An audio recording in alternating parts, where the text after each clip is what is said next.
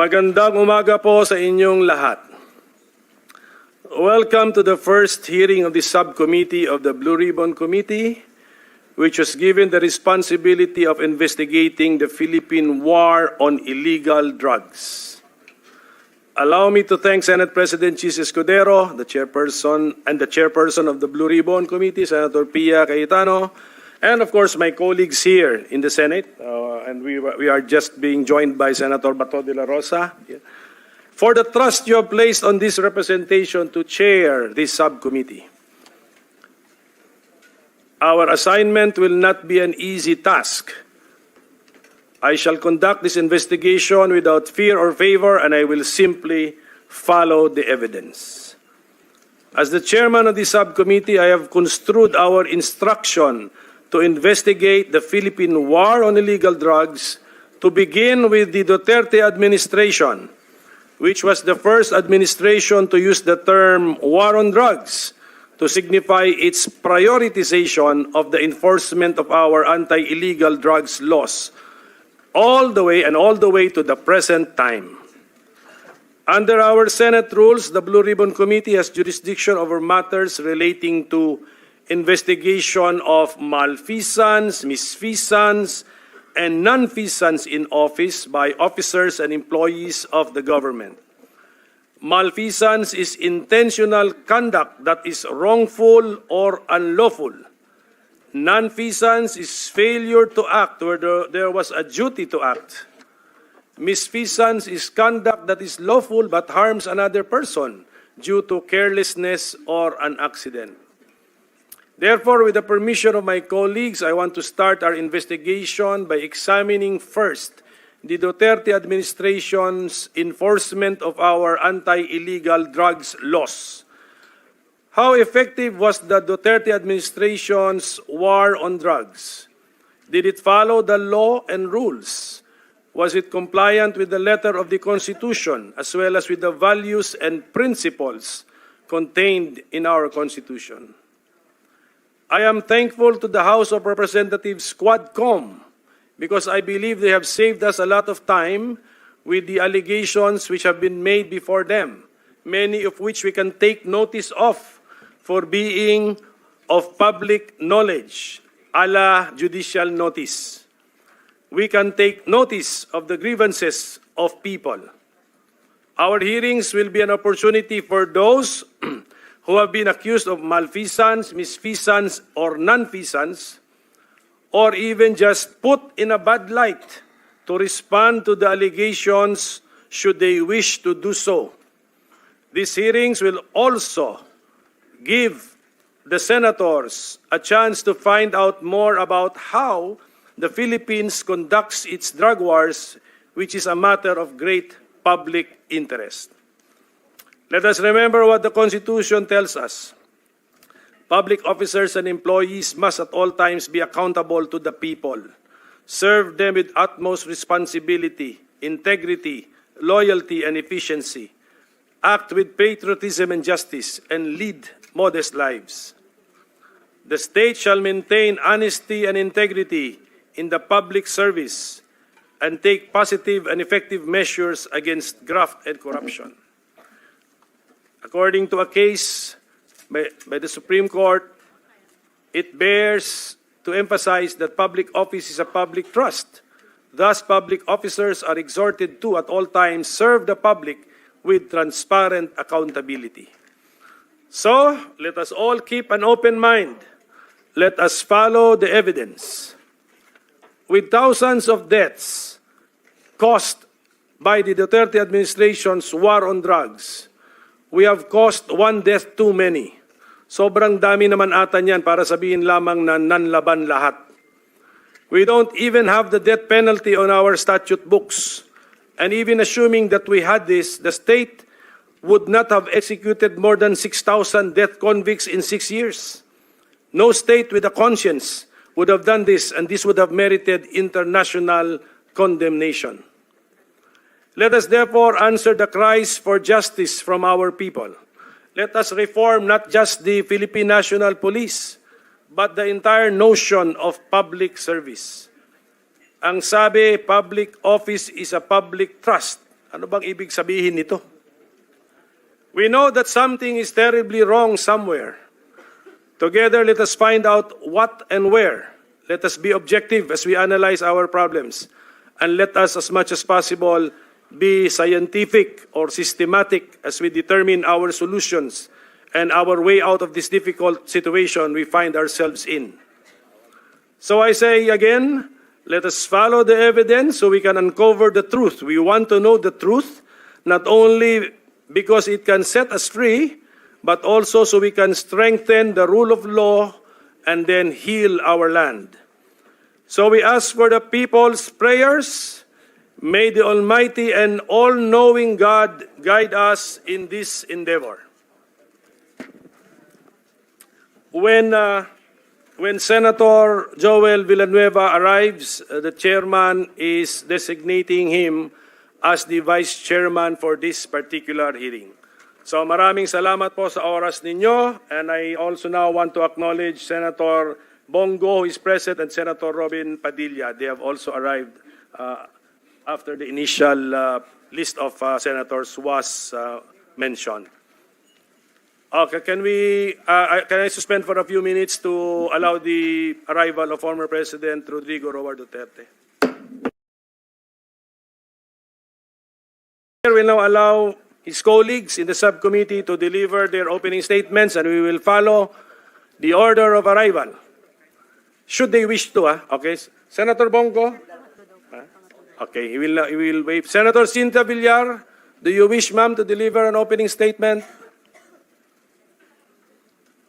Find out. Okay.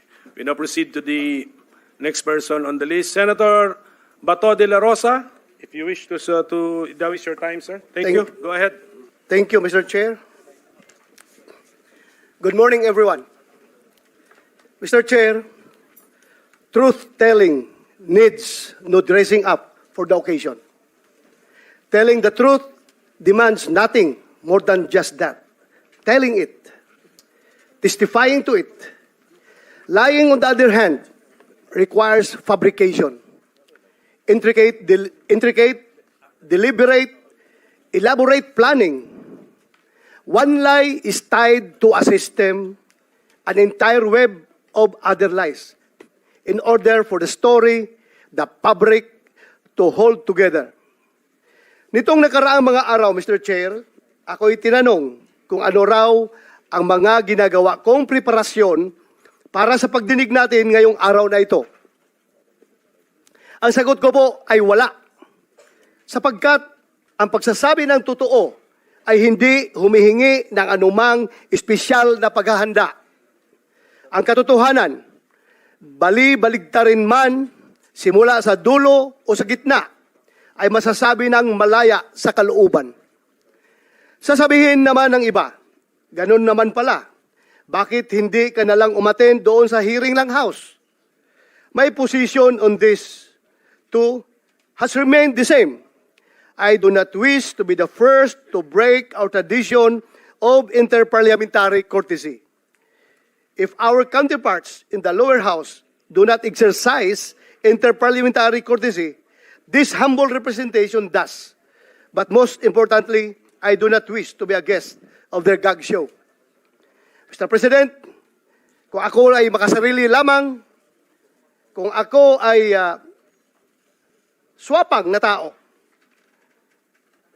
unang pagtawag pa lang nila, nandoon ako mag-attend to clear myself. But because I am a member of the Senate, I have to protect the tradition that is being observed by this institution. Kaya hintayin na lang nila, Mr. President, pag hindi na ako senador, I will be there every day. Kung gusto po nila, doon ako tumira sa kanila. Pero sa ngayon, ako senador pa, please naman, sana respetuhin nila yung ating interparliamentary courtesy. Ayaw kong magiging president, Mr. President.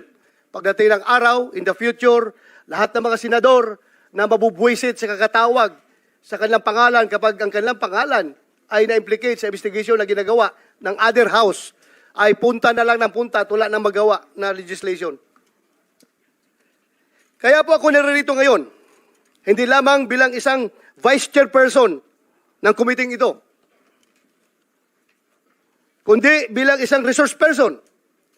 As a former PNP chief during the Duterte administration, I have been tagged multiple times as the face of the war on drugs. The same war on drugs openly supported by both the Senate and the House of Representatives, and of course supported by our people. Perhaps I am one of the best persons to contribute to today's discussion. I am here, Mr. Chair, to tell the truth, and as I do so, witness the web of lies come undone, one thread at a time. Today, I say duty calls. My duty to the truth and nothing but the truth. So help me God. Daghang salamat, Mr. Chair. Thank you, Senator De La Rosa.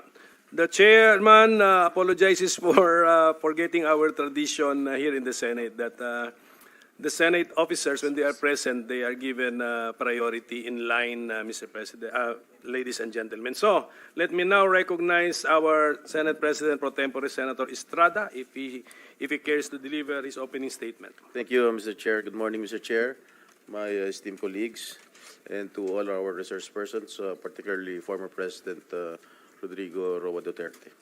First and foremost, I would like to commend this subcommittee for its immediate action to discuss this pressing issue that has shaped our nation's landscape, the Philippine War on Illegal Drugs.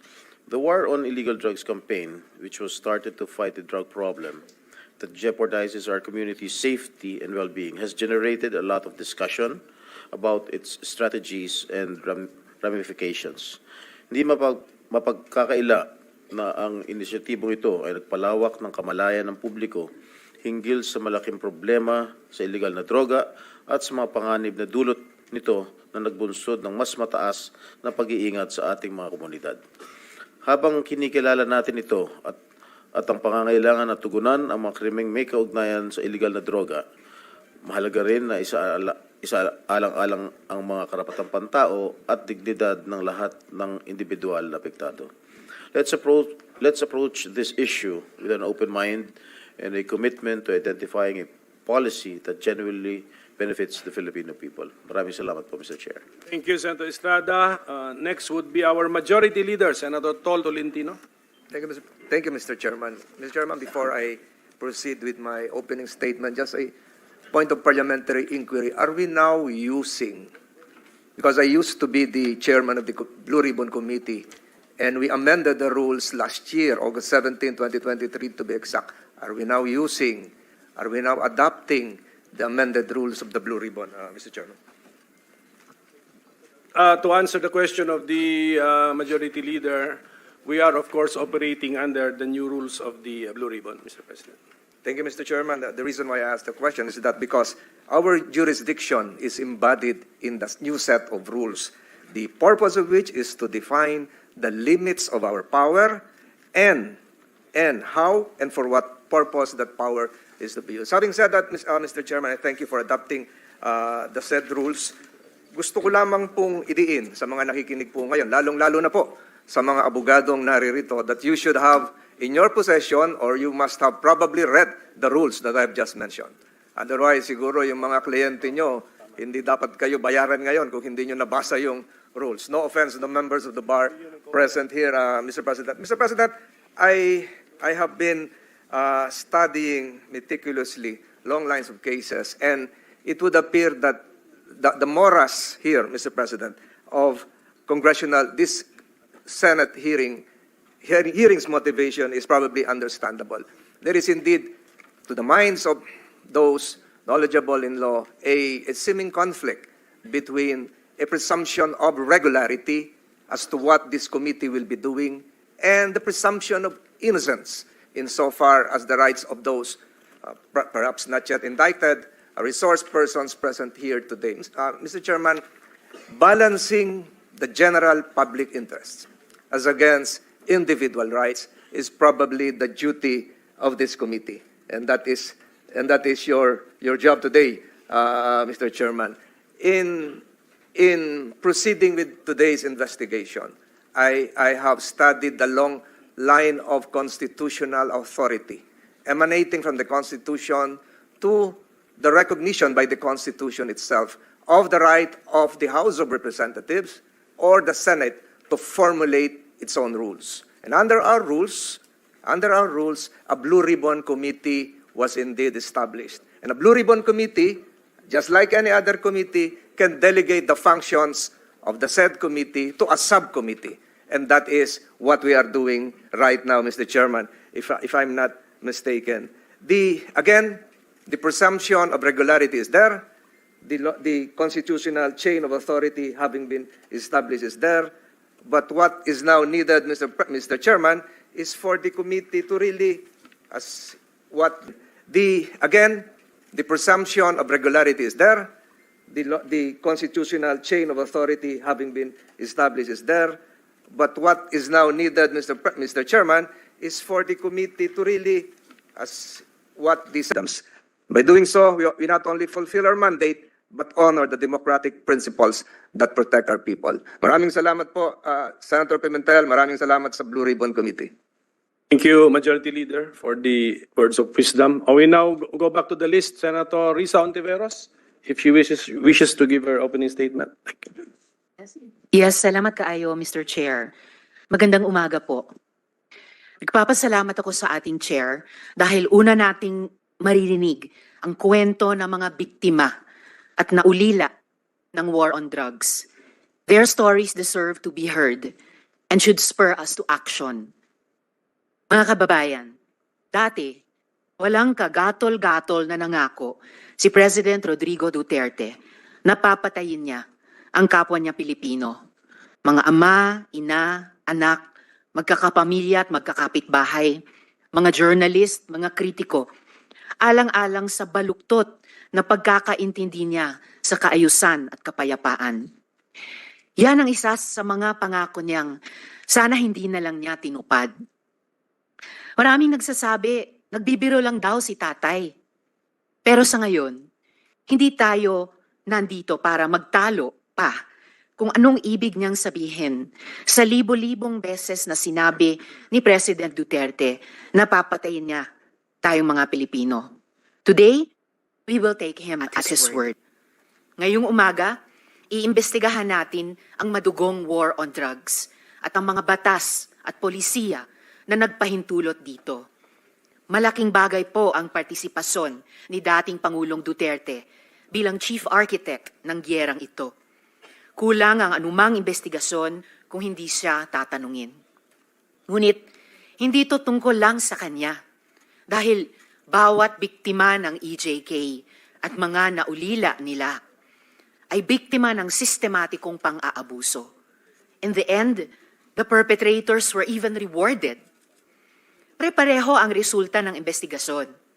May organized kill list, summary executions, may mga aligasyon ng planted na ebidensya, hanggang sa nabalot na ng takot ang mga barangay natin. Mga nanlaban daw kasi yan, sabi ng ating mga pulis. Kung kampanya talaga ito laban sa droga, bakit tinatayang 122 na bata ang napatay, kabilang ang 1 taong gulang na sanggol na walang kamuwang-muwang? Nanlaban? Yung 32 na namatay sa Bulacan sa loob ng iisang gabi noong 2017, lahat ba yon nanlaban? Talaga? Yung 26 kataong patay sa isang gabi rin noong 2017 sa Maynila naman, nanlaban? Para sa maraming biktima, hindi madali ang manindigan para sa kanilang mga karapatan. Kaya sa kasagsagan ng war on drugs noong 2017, hinawakan ng aking opisina ang kaso ni Kian de los Santos at kinupkup namin ang mga testigo sa kanyang pagpatay, kasama ang mga menor de edad. Nawa, sa pamamagitan ng hearing na ito, masimula ng pagkamit ng hustisya at paghihilom para sa kanila at sa iba pang biktima. At sa lahat ng nagsasabi na ang war on drugs ay parusa daw para sa mga naliligaw ang landas, my message to you is this: there is no honor in punishment like tokhang. It should not be an honor to be called the Punisher when thousands of innocent people, including babies, have died in your name. Hindi kailanman ipagmamalaki ng mga Pilipino ang war on drugs na yan. Daghang salamat, Mr. Chair. Thank you. Senator Padilla is next.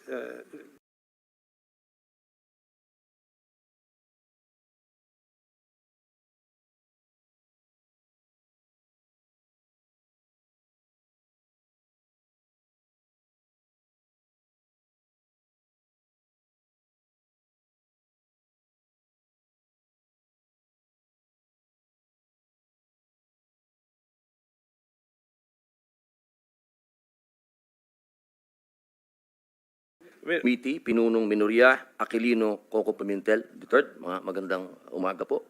Sa amin pong pro tempore, Senator Jingo Estrada, sa amin pong Majority Leader, Francis Tol Tolentino, sir, at sa amin pong Deputy Minority Floor Leader, Senator Risa Hontiveros, at siyempre po sa amin pong pinakamatigas na senador, Senator Bato de la Rosa, at sa amin pong malasakit King, Senator Go, at sa lahat po ng mga bisita, at siyempre po sa Iron Man, ang hinahangaan po naming pinakamagaling na Pangulo ng Pilipinas, PRRD, Digong, Mayor, isang magandang umaga po sa inyong lahat. Ako po ay nakikinig sa mga opening statement ng aking mga kasama. Sila po ay mga batikan na senador, mga abogado, mga kilala na po na nagbibigay ng point of view sa legal na usapin. Ang akin pong pahayag ay naratibo ng isang convicted criminal. Ako po ay convicted, ako po ay nakulong. Ako po ay nabuhay kasama ang mga kriminal sa Bilibid. At kilala ko po ang underworld. Siguro po, maaring sa ibang bagay, mas maraming nalalaman ang aking mga kasamang senador, pero pag pinag-usapan po natin ang mga kriminal dito sa bayan natin, ako po ang magsasabi sa inyo, napakadami na pong kriminal sa atin na walang puso, ang mga halang ang kaluluwa. Napag-usapan po natin ang mga biktima ng sinasabing war on drugs, pero hindi po natin napag-usapan ang mga biktima ng mga durugista. Kung paano pinapatay ang kanilang mga anak, pinapatay ang kanilang mga asawa, pinapatay ang kanilang kapitbahay. Kung paano sinira ng droga ang mga buhay ng mga pamilya ng OFW. Kung paano po sa loob mismo ng Bilibid, kung saan po ako nakulong ng 3 taon at ginawa ko pang pelikula ito. Ang pangalan po ng pelikula, maaari niyo pong panoorin, Hari ng Selda. Dito po ay ibinunyag ko na sa loob mismo ng Bilibid ay nagluluto ng shabu. 1998 po yun. Kung bibilangin po natin yung taon na yun, hanggang sa dumating ang Iron Man, ilang taon po yun. Ganun po kahaba ang mga panahon na namayani at talagang naghahari ang mga drug pusher sa Bilibid. Alam niyo po, mga mahal kong kababayan, wala po, totoo po. Ang kamatayan ng buhay ng isang tao ay yaan po ay bigay ng Diyos. Yaan po ay kayamanan, yaan po ay regalo sa atin ng Diyos. Pero, mga mahal kong kababayan, ang ating pong bayan ay nasa bingit ng napakalaking kapahamakan. Kung hindi po tatitindig ang ating kapulisan, kung hindi po tatayo ang ating mga law enforcement, tayo po ay tatalunin ng mga sindikatong nag-ahari na nagluluto na ng mga droga kung saan-saan. Mga mahal kong kababayan, ang datos po ang magsasabi na nung sa panahon ni Pangulong Rodrigo Roa Duterte, masasabi ko na po na natakot ang mga kriminal. Wala pa po siyang ginagawa. Doon lang sa commercial niya na last Christmas yun na to, natakot na ho ang napakaraming kriminal. Natakot na ho ang napakaraming durugista, napakaraming pusher ang nag-surrender. Wala pong nangyayari. Sa salita lang po yun. Mga mahal kong kababayan, kung sisisi natin lahat ang mga namatay dito sa administrasyon ni Rodrigo Roa Duterte, abay nagkakamali po tayo. Alamin po natin kung ano ang drug underworld. kung ano ang mga drug syndicates. Ako na po ang nagsasabi sa inyo, regular na po ito tuwing magpapalit ang administrasyon, naglilinis ang mga sindikato.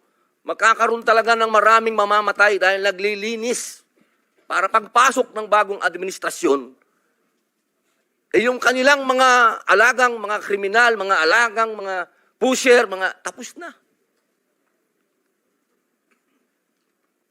Sana po, sa usapin na ito, maging realistic po tayo, mga mahal kong kababayan. Kung kailan ba natin na ibalik sa mga kababayan natin ang kalsada. Nung panahon na yon, nagiinuman sa tabi, nakahubad, ang mga babae hindi makapaglakad, hindi ka makapaglakad ng may cellphone ka, agawin ng cellphone mo, loob ng bahay mo, papasukin ka. Mga kababayan naman, huwag naman nating haluan ng politika ito.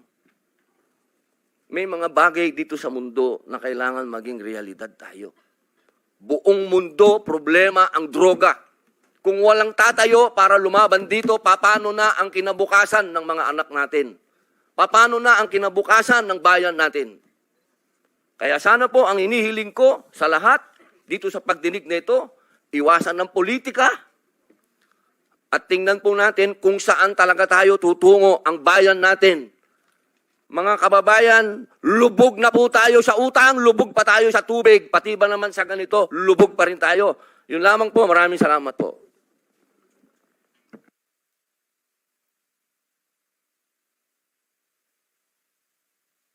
Thank you, Senator Robin Padilla. So, Senator Bongo, please. Salamat, Mr. Chair.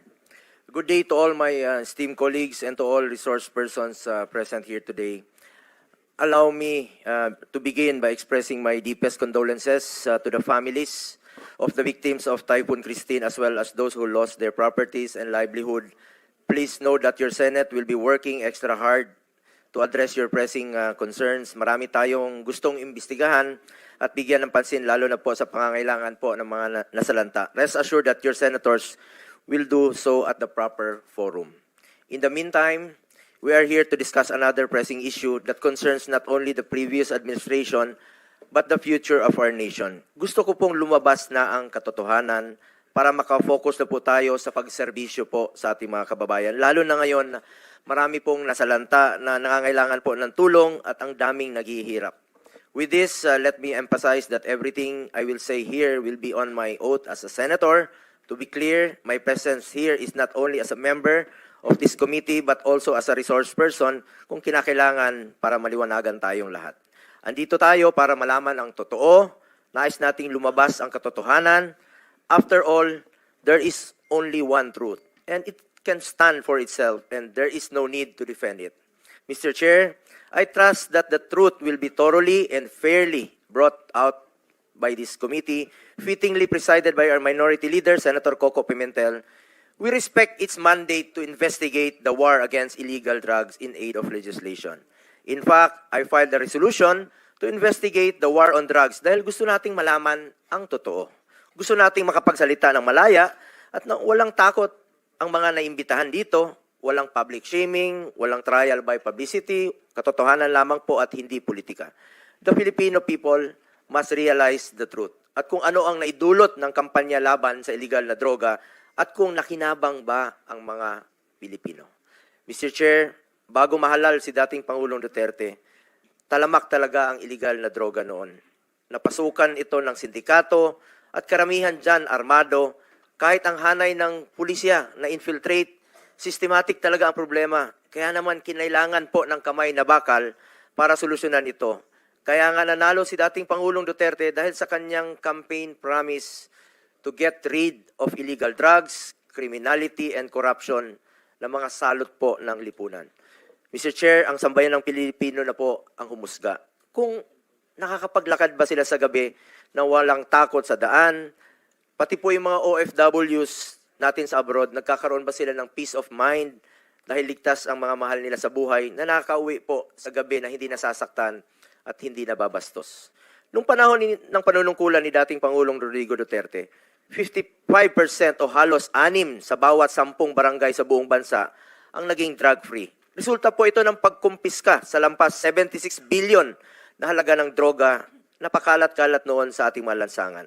Base rin po sa datos, 79% o halos 8 sa bawat 10 Pilipino ang sumusuporta sa kampanya laban sa illegal na droga. Sa unang 5 taon naman ni Pangulong Duterte sa pwesto, mahigit 70% ang ibinaba ng crime rate sa buong bansa. Bukang bibig po yan ng ating mga kababayan kung gaano sila kapanatag, lumabas sa lansangan, kahit sa 10 oras ng gabi dahil alam nilang ligtas sila at ang kanilang mga anak.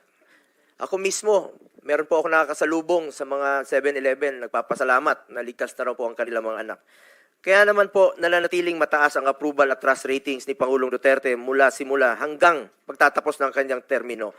Ito ang patunay na kinikilala ng sambayanan ang mga positibong pagbabagong dala ng kanyang pamamalakad. The war on drugs of the previous administration, lest we forget, enjoyed widespread public support across all sectors. Mr. Chair, hindi po natin maikakaila, people are now seeing the difference on how once upon a time they felt safe in the streets and their communities. Mr. Chair, nakakalungkot dahil bumaliktad na po ang panahon, nagbago na po ang ihip ng hangin, ang pinagsikapan at pinaghirapan po ng nakarang administrasyon na linisin ang bansa laban sa kriminalidad at droga, ganon-ganon na lang po ngayon kung baliwalain. Mr. Chair, ganun ba natin itrato ang sakripisyo ng mga alagad ng batas noon? Imbis na pasalamat tayo sa kanila at sila po'y naging bayani noon, sila po ngayon ay tila binabasura. Nung panahon ng war on drugs, panay puri ang naririnig natin, napakaganda po ang ginawa ni PRRD. Bakit makalipas po ng 3 taon, puro paninira at paninisi na? Paano naman po yung mga taong nagtrabaho at tumulong para maibalik ang peace and order? At paano rin po yung mga magagandang naidulot sa mga Pilipino ng laban kontra droga. But, Mr. Chair, this does not mean that the Duterte administration sanctioned human rights abuses. Ang tanging hangarin ni dating Pangulong Duterte ay linisin ang ating bansa at labanan ang mga naghahasik ng lagim, lalo na po sa pagdating sa illegal na droga. Sa pagkakaalam ko, kailanman ay wala siyang ipinapatupad na anumang sistema, kapalit po ang buhay ng sinuman. Ayaw natin na mismong mga alagad ng batas ang lalabag sa karapatang pantao at ayaw rin nating mangyari ang mga durugista ang maghahasik ng lagim sa bawat kalye na ating dinadaanan. Noong panahon ni dating Pangulong Duterte, kung malagay sa alanganin ang buhay ng mga pulis, kung manlaban ang sospek, unahan na nila dahil ayaw niyang pulis ang mamatay, sa ginagawa lang naman nila ang kanilang tungkulin. In fact, noong 2018, sa maalala ko po,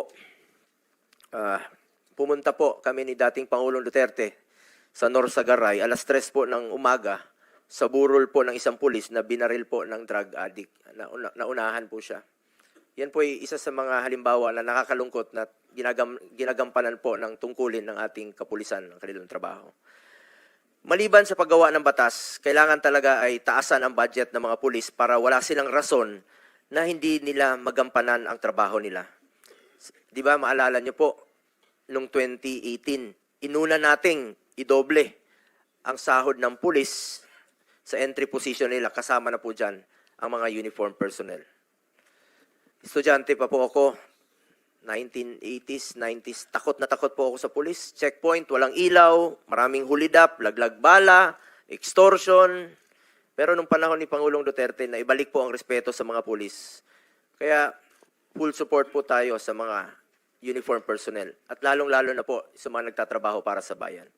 Dagdag pa dyan, dapat bigyan natin sila ng sufficient operational support, legal support in line of duty. In fact, I filed Senate Bill 422 to provide free legal assistance for uniformed personnel who on any charge related to the performance of their official duty.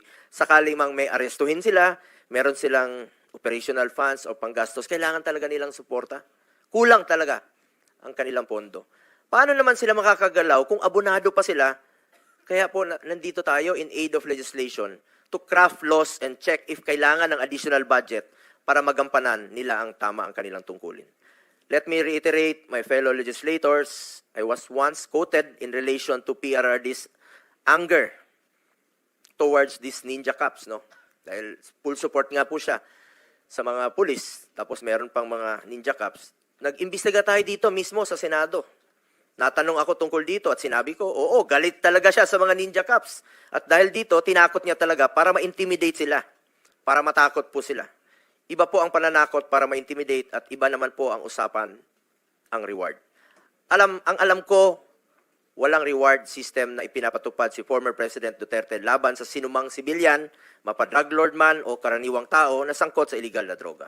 Walang basihan ang mga paratang na binitawan sa mga pagdinig na di umano'y reward system kapalit ang buhay noong panahon ng war on drugs ng Duterte administration. At habang nasa usapin tayo ng pera, taliwas po sa sinasabi ng iba, ni minsan po, hindi po ako authorized, hindi ako humahawak ng pera. Sinasagot ko lang po ito dahil sa mga pagdinig na nababanggit po ang ating pangalan, never po ako nag-handle ng budget of finance matters, kahit nung mayor pa po si Pangulong Duterte. Taliwas din po sa sinasabi ng iba. And in fact, maraming nadadamay. Si Muking, who is not employed in the Senate, was a personnel in the office of the President noon at tulad ko, scheduling, administrative work, mga clerical work, I'm sure lahat kayo nagpapa-appointment po sa amin through Muking. Noong unang panahon, sobrang busy po yon. Marami pong opisyal na lumalapit sa amin na at even during the time of the pandemic, no, nangailangan ng tulong at hindi po namin tinatanggihan yan. Sa abot ng aming makakaya ay pinapansin po namin lahat ng hinaing. Nais ko rin klaruhin ang naging trabaho o role ko po sa administrasyon ni dating Pangulong Duterte. I was appointed and faithfully served as Special Assistant to the President or SAP from 2016 to 2018 as per Section 2 of Executive Order 2016-01 as SAP. I exercise mere oversight functions of 3 independent and cross-functional offices, of which are OSAP, Office of the Appointment Secretary, and Presidential Management Staff. As stated in the Executive Order creating OSAP, our functions were limited to scheduling, appointments, and presidential engagements. Our mandate did not include sensitive matters like police operations. Walang kinalaman po ang aking opisina o sinumang staff nito noon sa operasyon at organisasyon sa government security sector, mapamilitary o kapulisan. Whether directly or indirectly, we had no participation in these operations. In 2018, I left the executive branch when I resigned in order to run for and eventually be elected as senator in 2019 as a legislator and chairman of the Committee on Health during the time of COVID-19 pandemic. I supported and coordinated closely with the executive branch to be able to formulate policies and legislation that would improve our response to the pandemic. We passed Republic Act 11469 or the Bayanihan to Heal as one law, Republic Act 11494 or the Bayanihan to Recover as one law, and Republic Act 11712 or the Public Health Emergency Benefits and Allowances for Healthcare Workers Act, among others. Beyond my mandate as a senator, nangako po ako kay Pangulong Duterte na hindi ko po siya iwanan at lalay pa rin po ako sa kanya sa pangangailangan niya po in my own personal capacity. Kaya naman po, sinasamahan ko siya at kadalasan po ay sa personal ko po itong kapasidad at lalong-lalo na po sa kanyang mga pangangailangan medical, lalo na po na tumatanda na siya, nagkakaedad na po si Pangulong Duterte at pangako ko sa kanya noon at hanggang ngayon ay hindi ko po siya pababayaan. I am one of the most accommodating persons. Alam niyo po yan. Bukas po ang aking opisina, kahit alas 12 ng gabi, pwede kayong tumawag sa akin. Karamihan po sa inyo, maging mga kasamahan natin sa lower house, ako po ang nakasanayang tawagan kung may gusto po silang iparating kay Pangulong Duterte, kahit senador na po ako. Invitation sa birthday, at lahat ng mga reklamo, pinapakinggan ko po yan. Siyempre, hindi ko naman alam ang lahat ng sagot sa mga reklamo. Kahit si former President Duterte, hindi niya rin po lahat alam sa lahat sa dami po ng kanyang ginagawa. Kaya naman, kung may mga gustong magpa-verify ng mga information, maraming reklamo, scammers, manloloko, extortionists, we refer it to CIDG, NBI, doon tayo tumatawag para malaman ng information. Ito siguro ang tinutukoy ng mga ilang opisyal, no, including Police Colonel Leonardo, na sisikapin nating sisiyatin, no, dahil sa amin talaga lumalapit at humihingi ng tulong. Kahit nung nasa Office of the President pa ako, kapag may concerns or reports that are confidential in nature, pinapasa ko po yan sa kinaukulang ahensya. All reports na directed kay President Duterte, siya lang po ang pwedeng magbasa, classified information, or documents ang tawag dyan. Ngayon, nandito po tayo para malaman kung may naging pang-aabuso ba sa hanay ng kapulisan at nagamit ba ito sa pansariling interes. With this information, we can then craft the necessary legislation to better serve our countrymen. As chairman of the Committee on Health and Demography and vice chairperson of the Committee on Public Order and Dangerous Drugs, we want to find ways to improve our continuing fight against illegal drugs through the creation of meaningful policies. As we know, the drug menace is also a health issue. Drug dependents should be treated as victims in dire need of medical, psychological, and spiritual help, with a chance of being successfully reintegrated into society as healthy and productive citizens. Para itong sakit sa lipunan na ayaw nating kumalat. Kagaya ng kahit anumang sakit, importante po dito ang prevention at early detection. Maghanap po tayo ng paraan para hindi lumala at hindi malulong ang ating mga kababayan dito. Tulungan nating gumaling at magbagong buhay ang mga nalulong sa droga. The past administration had shown equal concern for the rehabilitation and reintegration of drug dependents by directing executive branch of the government to support the establishment of drug abuse treatment and rehabilitation centers. Meron pong mga rehabilitation centers na ipinatayo, umpisa pa lang po ng administrasyon ni dating Pangulong Duterte. Kasama na po dyan ang sa Bukidnon, malaking tulong po si Senator Mig Subiri dyan, Nueva Ecija, and Las Piñas. Kaya lang po, sa kalagitnaan, hindi na po nagamit itong mga rehabilitation centers sa Nueva Ecija. Kalahati lang po ang na-occupy. Ang war on drugs ay dapat whole of government, whole of nation approach, kaya may rehabilitation at reintegration. In fact, former President Duterte issued Executive Order Number 4 creating an interagency task force for the establishment and support of drug abuse treatment and rehabilitation centers. We saw the biggest voluntary surrender of more than 1 million drug users and personalities, which is a feat that has never been seen in the country's history. Ang dami pong sumurrender nun kay then GPNP. 1.6 million po ang sumurrender. First 6 months po ito. Kulang na kulang nga po yung mga lugar no, kung saan sila magsusurrender. Nagkulang po ang mga preso dahil sa dami po ng nagsurrender. Nagsurrender po sila dahil sa paniniwala nila na seryoso po ang war against drugs ni Pangulong Duterte. Bilang mambabatas, trabaho natin na suriin ang mga pulisiya laban sa droga noon at ngayon.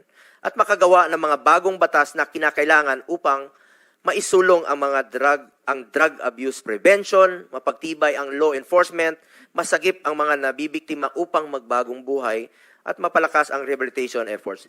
Bigyan po natin sila ng pagkakataon na magbagong buhay po. For my part, as early as 2019, I already filed a bill, Senate Bill 428, which would establish drug abuse treatment and rehabilitation centers in every province. I also filed Senate Bill 2115 to have vocational and livelihood programs for rehabilitated drug dependents. Bilang chairman po ng Committee on Health, Sports, and Youth, naniniwala po ako na isang health concern po na maaring matugunan sa pamamagitan ng maayos na rehabilitation at maging sa pag-promote sa sports. Hanggang ngayon po, sa kakaikot ko po sa buong Pilipinas, isa rin po ako sa author at co-sponsor ng National Academy of Sports. Iniinganyo ko talaga mga kabataan to get into sports, stay away from drugs, to keep us healthy and fit. This approach is also in line with the thrust of this administration that attention must be also directed towards the rehabilitation and recovery of victims. Apart from the accessibility of facilities, ito po'y napaka-importante. Sana po'y magtulungan tayo dito. We also have to look into the process to be admitted to these centers. Currently, a commitment order from the court is required to be admitted to rehab centers. Marami pong mga drug user ang gustong magpa-rehab, pero napakahaba po ng proseso. Kaya kadalasan, naisip nila na wag na lang magpa-rehab. Ang resulta, try to heal on their own. Walang intervention, bahala na. Kailangan nating ayusin ito dahil time is of the essence sa mga gustong magbagong buhay. We also have to look into mandatory counseling for victims and empower DSWD to help victims of this societal ill.